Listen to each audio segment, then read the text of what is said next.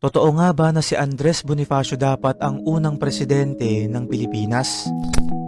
Mga kaibigan, noong March 22, 1897 sa Tejeros Convention sa San Francisco de Malabon, Cavite, na ang tawag na ngayon ay General Trias, naganap ang isang makasaysayang halalan sa pagitan ng Magdiwang at Magdalo faction ng Katipunan. Sa kaganapang ito, si Andres Bonifacio, ang supremo ng Katipunan, ay tumakbo bilang pinuno ngunit natalo kay Emilio Aguinaldo na di kalaunan ay dineklarang unang pangulo ng revolusyonaryong pamahalaan. Ayon sa ilang mga teorya at usap-usapan sa ating kasaysayan, posibleng nagkaroon ng dayaan sa boto, manipulasyon ng resulta, at maaaring naimpluwensya ng mga makapangyarihang Caviteño elites noong mga panahong yun na dahilan upang mapalitan ang tunay na resulta ng halalan.